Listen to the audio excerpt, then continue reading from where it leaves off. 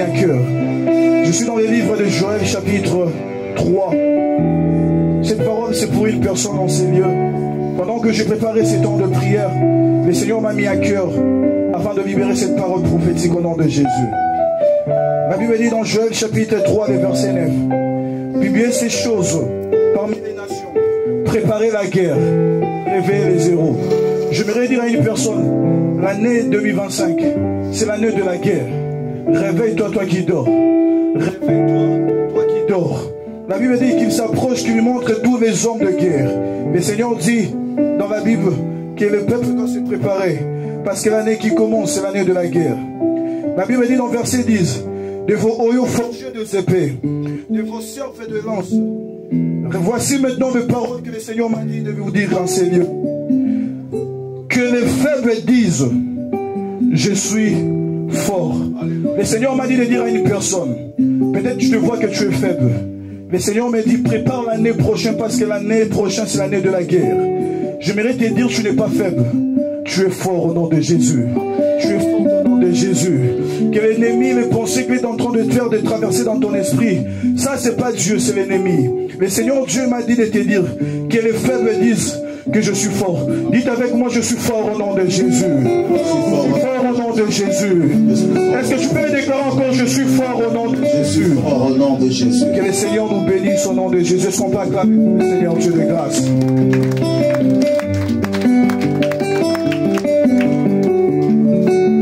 Est-ce que tu peux encore continuer à acclamer le Seigneur Jésus-Christ?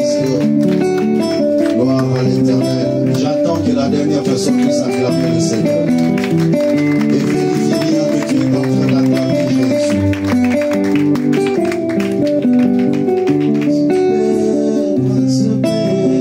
Sois loué. Tu es bon, mon Seigneur. Prince de paix, sois loué. Tu es bon, acclame au rythme de ce cantique. Prince de paix, sois loué, sois béni. Tu es bon, mon Seigneur. Prince de paix.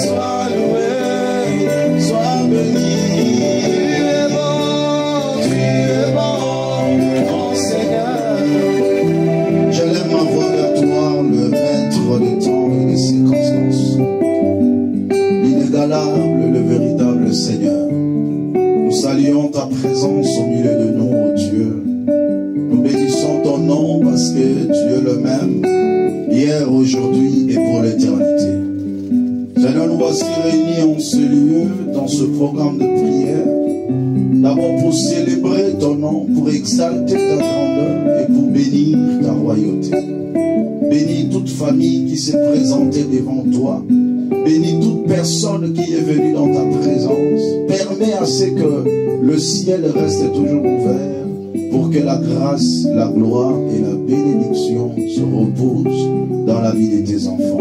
Au nom de Jésus-Christ. Amen. On acclame très fort pour la gloire du Seigneur.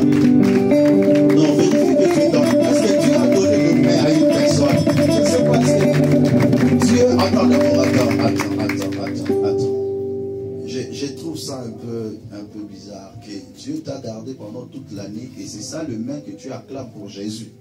Franchement, est-ce que quelqu'un peut acclamer pour Jésus? Acclamer pour Jésus. Comment on acclame Jésus? Berger, comment on acclame Jésus? On acclame Jésus en étant debout. Comment on acclame? Non, Jésus, on l'acclame pas comme ça. Non. Acclame pour Jésus. Alléluia. Gloire à l'éternel Dieu. Gloire à l'éternel Dieu. Gloire à l'éternel Dieu. Gloire à l'éternel. Merci. Saluons-nous les uns les autres.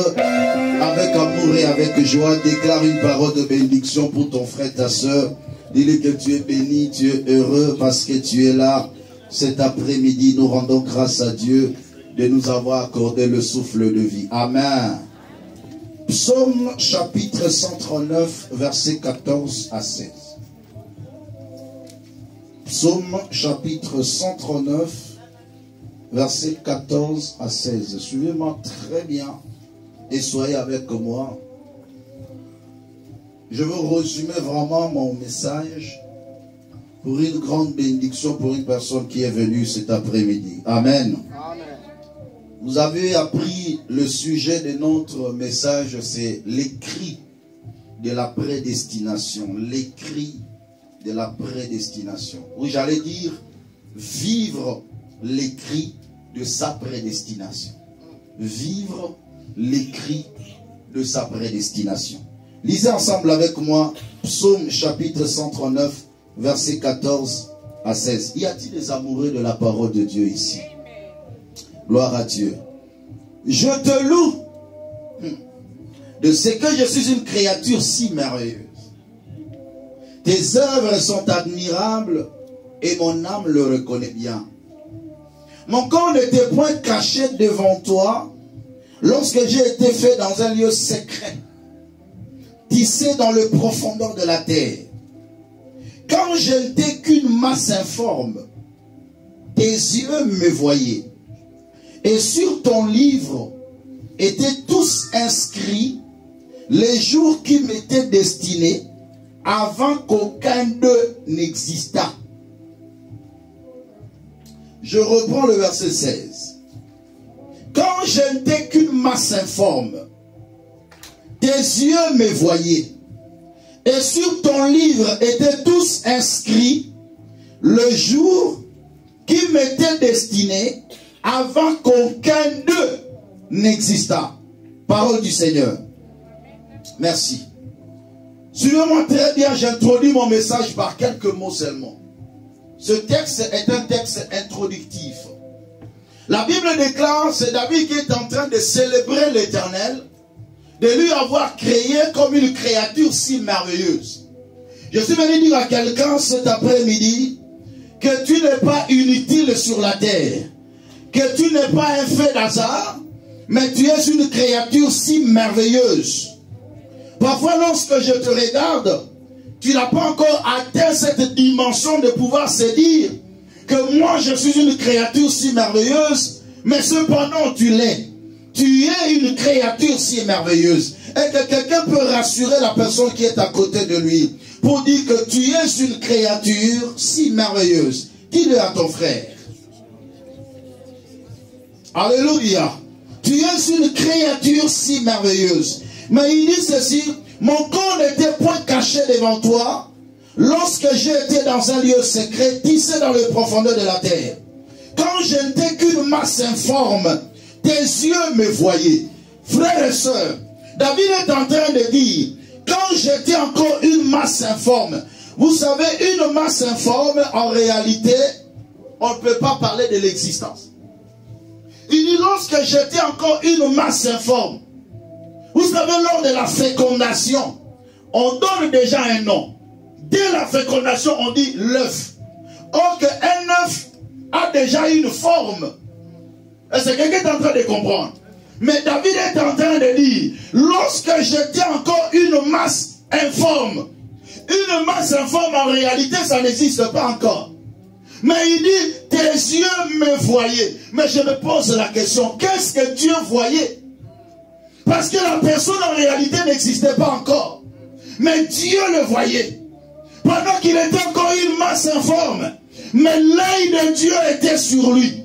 Je suis venu dire à quelqu'un, avant que tu puisses exister, Dieu te connaissait déjà. Et il dit ceci, et sur ton livre étaient tous inscrits les jours qui m'étaient destinés avant qu'aucun d'eux existât. Donc, s'il renchérit encore en disant, avant que mes jours existent, toi tu as déjà écrit cela. Donc, il n'était pas encore là en ce temps-là. Alléluia. Pendant que je ne t'ai pas encore dans la création, parce que l'homme entre dans la création à partir de l'œuf. Quand il devient œuf, déjà on parle d'une personne qui est là. Parce que si tu avortes, on dit que tu l'as tué. Quelqu'un compris? Parce que tu es déjà une personne. On peut te donner déjà un nom dès le premier jour. Mais l'Éternel est en train d'écrire des choses en ta faveur avant que même un jour de ta vie existe. Et ma question se pose, Dieu écrivait-il de bonnes choses ou de mauvaises choses en ta faveur? Pendant que tu n'existais pas encore, Dieu est en train d'écrire des choses te concernant. Je suis venu dire à quelqu'un, lève ta main droite.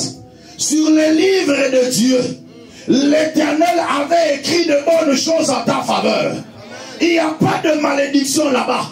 Pendant que Dieu est en train d'écrire, il ne peut écrire que de bonnes choses. Voilà pourquoi David a dit, je suis une créature si merveilleuse. Ce n'était pas par rapport à ses vécus, mais par rapport à ce que Dieu a écrit en sa faveur. La Bible déclare, et sur ton livre étaient tous inscrits les jours qui m'étaient destinés. Donc Dieu a un livre où il inscrit tout le parcours de ma vie. Chaque pas de ma vie, l'Éternel l'avait inscrit. Donc je peux aujourd'hui me dire que ma vie est un écrit dans un livre de Dieu. Est-ce que quelqu'un est en train de comprendre? Est-ce que quelqu'un peut le confesser? Ma vie est un écrit dans le livre de Dieu. Donc tel que tu es là, tu es une écriture écrite par la main de Dieu lui-même. Ta vie est le reflet de ce qui a été écrit par Dieu. Est-ce que quelqu'un est en train de comprendre? On va entrer maintenant en profondeur de ces choses et vous allez comprendre beaucoup de choses. Retenez une chose, que dans le livre de Dieu est tous inscrits le jour destiné de ta vie. Avant qu'aucun d'eux n'existât, Dieu avait déjà écrit des choses en ta faveur. Et je suis venu prophétiser aujourd'hui que tu vivras à la lettre tout ce que l'Éternel avait écrit en ta faveur. Non, je prophétise encore sur ta famille. Ta vie et ta famille vivra tout ce que l'Éternel avait écrit en votre faveur. Vous savez, si le monde même dit que les paroles s'en vont, les écrits restent. Mais Dieu et la parole et les écrits restent. Quand il parle, il avait déjà écrit avant de parler. Alléluia. Il écrit avant de parler. Et quand il parle, l'accomplissement est plus qu'une évidence. Alléluia. Dieu commence d'abord par écrire avant de parler. Avant que Dieu ne prophétise, il avait déjà écrit. Et ce qu'il avait écrit, personne ne peut l'effacer. Mais ce que le diable a écrit, Dieu peut l'effacer. Parce que la Bible déclare, sur la croix, il a effacé l'acte dont les ordonnances nous condamnaient et qui subsistait contre nous. Il les a triomphés à la croix. Je suis venu dire à quelqu'un, si Dieu a un livre où il a écrit l'histoire de ta vie, le diable aussi de son côté a un livre où il écrit le malheur de ta vie. Mais ma Bible me dit, à la croix de Golgotha, Jésus-Christ a effacé l'acte dont les ordonnances nous condamnaient. Ce que le diable a écrit à ta défaveur, Jésus l'a effacé. Tu ne vivras pas ce que le diable a écrit, mais tu vivras ce que Dieu a écrit. Je suis venu dire à quelqu'un, tu es un écrit dans le livre de Dieu. Dieu a écrit de bonnes choses. Et ce que je ferai, je vais seulement prendre ces écrits et l'annoncer sur ta vie au nom de Jésus. Et tu vivras à la lettre tout ce que l'Éternel a écrit en ta faveur. Un chrétien peut acclamer pour la gloire du Seigneur. L'homme, un écrit dans le livre de Dieu. Ne gaspille pas tes larmes pour tes photos d'aujourd'hui. Car tu ne seras pas la même personne. Vous savez, l'écrit de l'homme dans la Bible est semblable à une photo prophétique. Parce que Dieu, quand il écrit, papa, il met aussi des photos. Il met la photo prophétique. Il est en train de caricaturer l'avenir de l'homme. Mes enfants seront la tête et non la queue. Il a déjà caricaturé. Il y a déjà une photo prophétique. Mais ce que tu vis aujourd'hui, c'est une photo réelle qu'on voit aujourd'hui. Mais laisse-moi te dire, tu vas corroborer, tu vas être similaire à ta photo prophétique. Le parcours que tu es en train de faire dans la vie t'amène à être conforme à l'écrit, à être conforme à la photo prophétique de ta vie. Je déclare et je prophétise, tu arriveras et tu porteras le statut de ta photo prophétique. Tu vivras à la lettre ce que l'Éternel a écrit en ta faveur. Luc chapitre 4. J'entre maintenant en profondeur. Est-ce qu'on peut serrer les ceintures pour décoller? Les bonnes choses commencent. Alléluia. Y a-t-il quelqu'un qui est là? Moi j'aime les gens qui sont là. Hey. Où es-tu? Tu es où? Amen. Soyez là avec moi. Luc chapitre 4 verset 16 à 22. Écoutez bien. Luc 4 16 à 22. Je vais lire un peu beaucoup. Ça vaut le coup. Il se rendit en Nazareth, où il avait été élevé selon sa coutume. Il entra dans la synagogue le jour du sabbat et il s'éleva pour faire la lecture. On lui remit le livre du prophète Ésaïe. L'ayant déroulé, dis avec moi, l'ayant déroulé, il trouva l'endroit où il était écrit. Il trouva dans le livre d'Ésaïe, il trouva l'endroit où il était écrit. L'Esprit du Seigneur est sur moi, parce qu'il m'a oint pour annoncer une bonne nouvelle aux pauvres.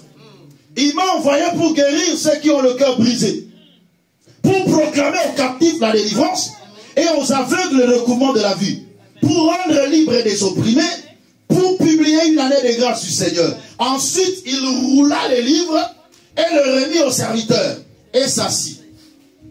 Tous ceux qui se trouvaient dans la synagogue avaient les regards fixés sur qui? Sur lui. Est-ce que vous êtes avec moi? Ils avaient les regards fixés sur qui?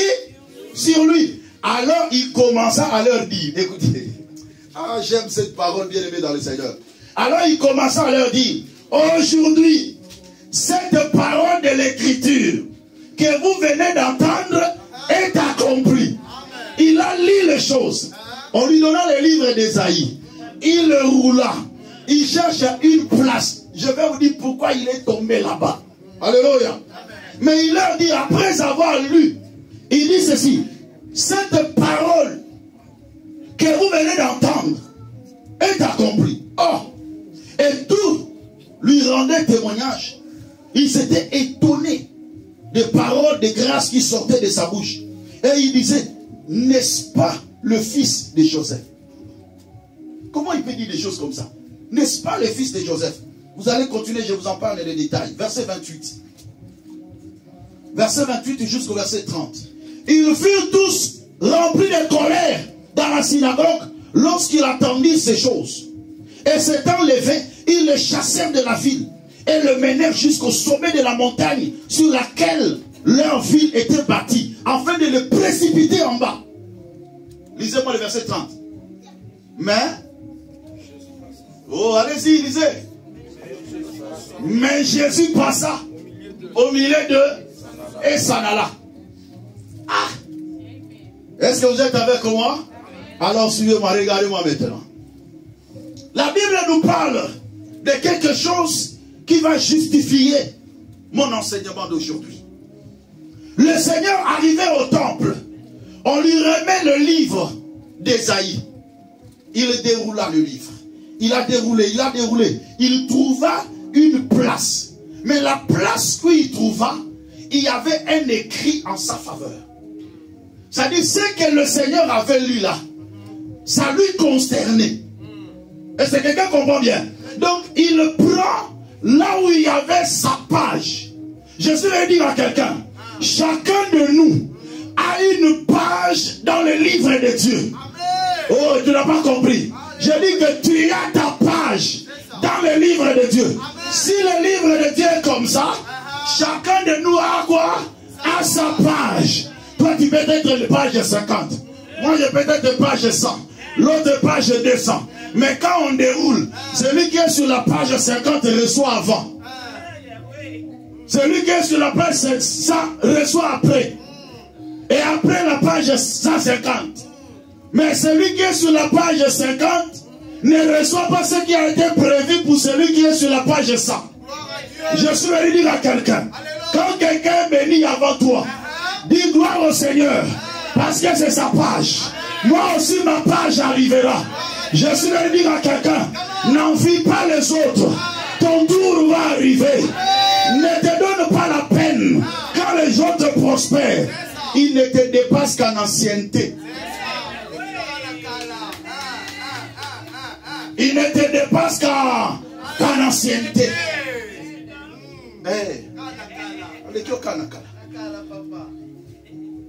Celui qui a reçu avant, celui qui est béni avant, ne te dépasse qu'en ancienneté.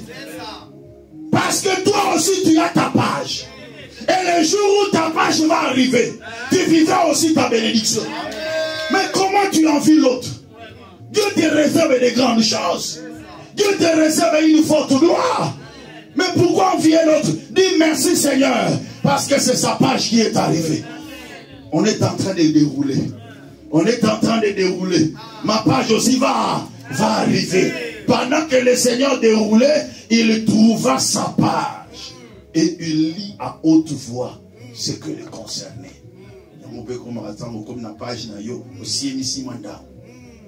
Quand tu arrives dans ta page là, un peu d'orgueil, ça fait du bien.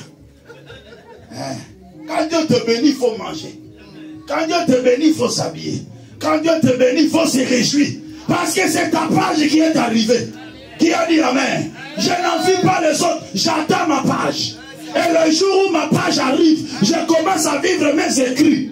Voilà pourquoi le Seigneur avait fait un peu de lolendo, un peu de vantard. Il dit aujourd'hui, les paroles que vous venez d'entendre sont accomplies. Hey!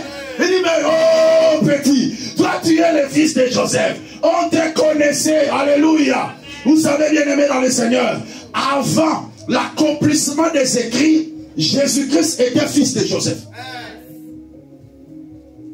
Jésus-Christ, qui ne vit pas encore son écrit, était encore fils de Joseph. Premier point, l'homme face au contraire de son écriture. Ça c'est la première dimension. La dimension de l'homme face au contraire de son écriture. Il y a des moments où ta vie sera le contraire de ce qui a été écrit en ta faveur. Jésus-Christ, cela est arrivé aussi dans sa vie. Depuis la naissance jusqu'à l'âge de 29 ans, il vivrait le contraire de ce qui a été écrit en sa faveur. Il était encore le fils des charpentiers. Il pouvait faire aussi un peu de banc, un peu de chaise. Il accompagnait son papa. Alléluia. Il avait un peu son tablier avec des habits de menuisier. C'est quelqu'un qui est en train de comprendre. On l'appelait le fils des charpentiers. Ah, il était là. Il était là, bien aimé, calmement. Jésus-Christ, le Créateur. Mais il était là. Parce que pourquoi? Il ne vivait pas encore l'accomplissement de son écriture. Quand tu ne vis pas encore l'accomplissement de ton écriture, les gens peuvent t'ignorer. Les gens peuvent te rejeter. Les gens peuvent t'abandonner. Les gens peuvent tout faire. Pourquoi? Parce que tu ne vis pas encore ton écrit. Tu vis le contraire de ce qui a été prévu en ta faveur. Mais bien aimé dans le Seigneur, à l'âge de 30 ans, il entra maintenant dans le temple. Ils ont vu quelqu'un qui avait le tablier, qui était fils de Joseph. Mais quand il entre dans le baptême, il retourne à la maison. Il entre dans la maison avec les habits de charpentier, mais quand il sort avec des habits sacerdotaux, l'identité a changé. Il entre dans le temple, il lit la parole de Dieu. Il dit aujourd'hui, cette parole s'est accomplie. Après, qu'est-ce qu'il fait? Il ferme, il leur remet. Ta vie est une écriture, mais qui est scellée face à tes ennemis, ouvert face à ceux qui sont des porteurs de ta bénédiction. Le Seigneur, avant de remettre, il a fermé. Lui-même, il ouvre. Mais quand il devait remettre ça, il ferme. Parce que c'est ma page. Ça doit être dans la discrétion. Dans la haute discrétion de Dieu. Il y a certaines personnes qui ne sont pas des porteurs de ta bénédiction. Ils ne pourront jamais déchiffrer ton écriture.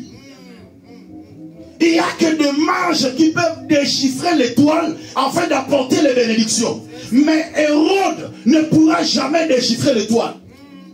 Ta vie est comme une écriture, mais qui est scellée face à tes ennemis. Mais ouverte, facile à être lue par ceux qui peuvent t'apporter la bénédiction. Je prie au nom de Jésus-Christ que l'Éternel cache ta vie vis-à-vis de ceux qui peuvent te détruire. Que l'Éternel cache ta vie, qui ne comprennent pas les réalités de ta vie parce qu'ils veulent te détruire. Mais ceux qui seront des porteurs de ta bénédiction, qui lisent clairement ton écriture. Alléluia. Alléluia. La Bible déclare, quand il a terminé de lire, il a remis le livre. Après, qu'est-ce qui s'est passé?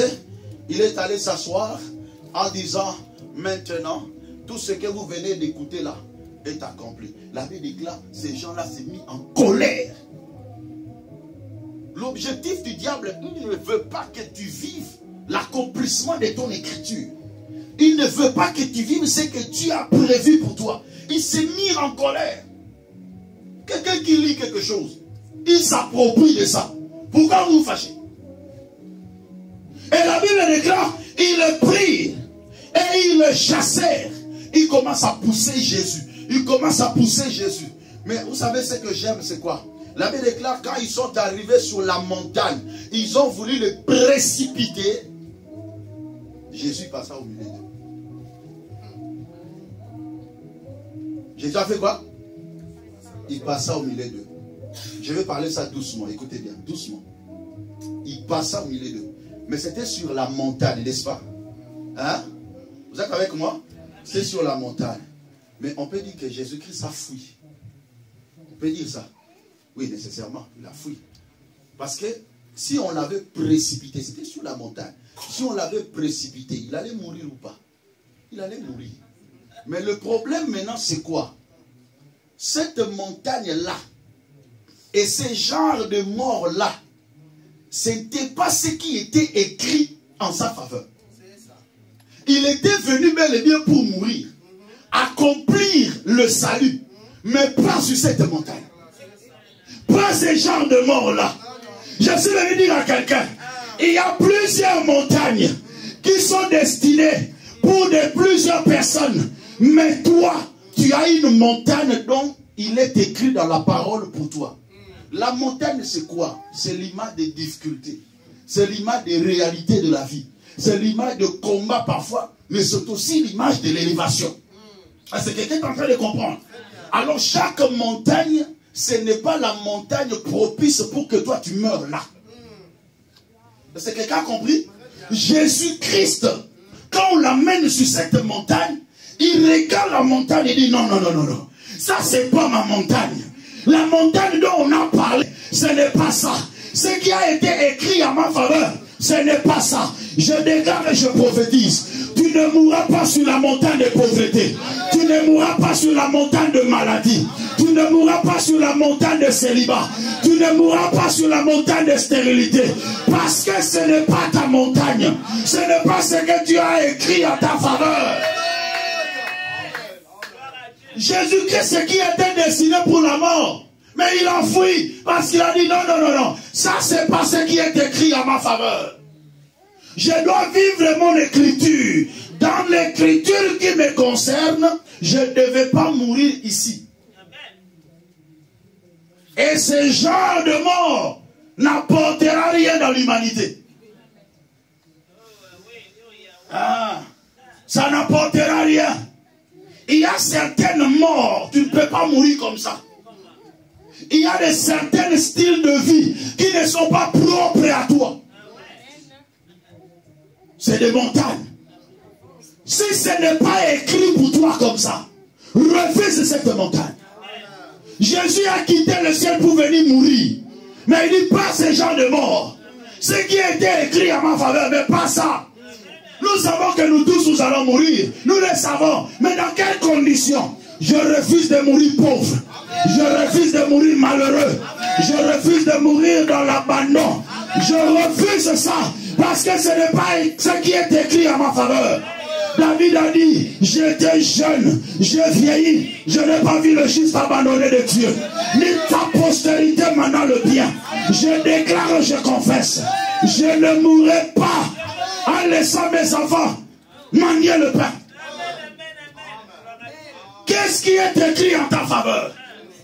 Refuse toute montagne qui n'incarne pas ton écriture. Refuse ça. Je ne mourrai pas dans cette montagne. Jésus a refusé. Parce que dans cette montagne, il n'y a aucune écriture qui a parlé de ça. Aucune écriture. Ce qui était prévu dans la Bible, ce n'est pas ça. Le genre de mort que le Seigneur devait mourir, ce n'est pas ça. Ce n'est pas Golgotha. Jésus-Christ se dit non, non, non, non, non, non. Ce n'est pas Golgotha.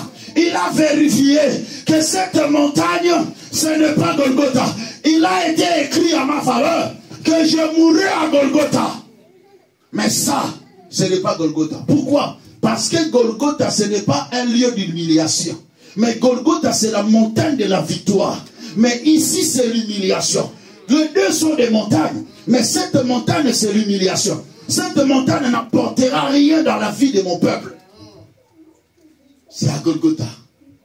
Parce qu'il y a une signification. Le lieu du crâne. Alléluia. À Golgotha. Jésus-Christ se regarde, il dit, dans cette montagne, il n'y a pas de brigands. Parce qu'il est écrit dans la loi, il est écrit dans la parole de Dieu, il sera mis à mort au milieu de deux malfaiteurs. Jésus regarde, il n'y a pas de malfaiteurs ici. Il n'y en a pas. Il n'y a pas ce qui a été écrit à ma faveur. Alors ici, je ne mourrai pas. Qui a dit Amen? Autre élément, il a bien déclaré, maudit soit quiconque est pendu au bois. Quand il est venu, il devait porter la malédiction de la croix pour que nous tous nous soyons bénis. Mais il regarde dans cette montagne, il n'y a pas la croix ici. Non, non, non, non, non, non, non, non, non. Je ne mourrai pas ici. Parce que ici, il n'y a pas la croix du bois. Il n'y a pas la croix du bois. Il n'y a pas la couronne d'épines. On ne m'a pas percé le main. On ne m'a pas percé le pied.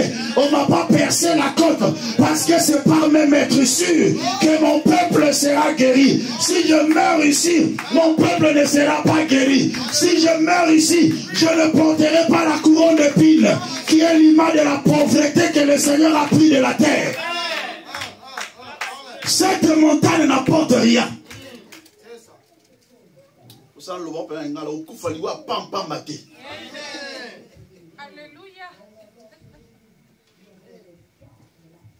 Alléluia. Le Seigneur a vérifié. Il dit non, non, non, non, non, ça c'est pas ma montagne. La Béréka, il passe ça au milieu d'eux. Tout l'amour ici. Alléluia. Il dit je ne peux pas mourir ici. Je ne peux pas. Ce n'est pas ma montagne. Regarde ton frère, la pauvreté n'est pas ma montagne. Est-ce que tu peux dire à celui qui est à côté de toi, cette maladie n'est pas ma montagne, cette stérilité n'est pas ma montagne, ce célibat n'est pas ma montagne. Je ne mourrai pas dans cette condition. Je mourrai dans une heureuse vieillesse. Hey, je serai rassasié de jour. La vérité, même dans ta vieillesse, l'Éternel te rassasiera de bien. Oh Seigneur, la montagne de maladie n'est pas ma montagne. 2025, je vais monter sur ma montagne. La montagne de l'élévation, la montagne de la grandeur. Ce qui a été écrit à ma faveur, c'est ce que je vivrai. Je ne mourrai pas. Je vivrai et je raconterai les œuvres de l'Éternel. Je n'ai pas encore raconté les œuvres de Dieu. Je ne peux pas mourir. Mes enfants n'ont pas encore raconté les œuvres de Dieu. Je ne mourrai pas. Jésus qui était venu pour mourir, mais il dit, mais pas ce genre de mort. Non, non, non, je sais que je vais mourir, mais pas dans cette condition. Je sais que je vais mourir, mais pas dans cette vie. Je sais que je vais partir, mais pas si tôt. Alléluia. Avant ta mort, tu vas défier le diable. Avant ta mort, il faut que tu jouisses sur la terre. Avant ta mort, il faut que tu prospères sur la terre. La vérité, les justes hériteront la terre. Jésus a regardé. Ça, c'est pas Golgotha. Si je meurs ici, le vent du temple ne sera pas déchiré. Il n'y aura pas l'accès dans le lieu terrestre. Ah, je ne mourrai pas ici. Alléluia. Si je meurs ici, il n'y a pas de choses. Je vois que ça ne corrobore pas. Ça ne matche pas avec mon écrit. Non, non, non, ça ne matche pas. Ce qui a été écrit en ma faveur et ce que je veux vivre, c'est pas ça. Oh non, oui, c'est pas pareil. Ce que je vis et ce qui est écrit n'est pas pareil. Alors je prophétise. Il faut que ce que tu vis et ce qui est écrit soit pareil. Soit pareil. Soit pareil. Soit la même chose. Entre et vis ton écriture. Que tu vives ton écriture. Que tu vives ton écriture. Je le prophétise sur toi. Je le déclare sur toi. Que tu vives ton écriture. L'homme, un écrit dans le livre de Dieu. Jésus a commencé à vérifier. Il a réuni tout ce qui était écrit en sa faveur. Il a comparé ça avec cette montagne. Il dit non, non, non, c'est genre de mort. Non. Vous savez pourquoi? Parce que il y a encore un point. Lorsqu'on va le précipiter, qu'est-ce qui va se passer? Il sera broyé. Même ses os seront broyés. Mais l'écriture dit en sa faveur, ses os n'ont jamais été broyés. Quand il était mort à la croix, selon la coutume juive, il faut qu'on puisse briser tes pieds. On a brisé les pieds des brigands. Mais pour lui, on n'a pas brisé ses pieds. Parce que ses pieds représentaient aussi la puissance du salut. Alléluia. On n'a pas brisé. Mais ce jour-là, si on l'avait précipité sur la terre, il allait être broyé. Il dit non, ça c'est pas ma mort. Ça c'est pas mon écriture.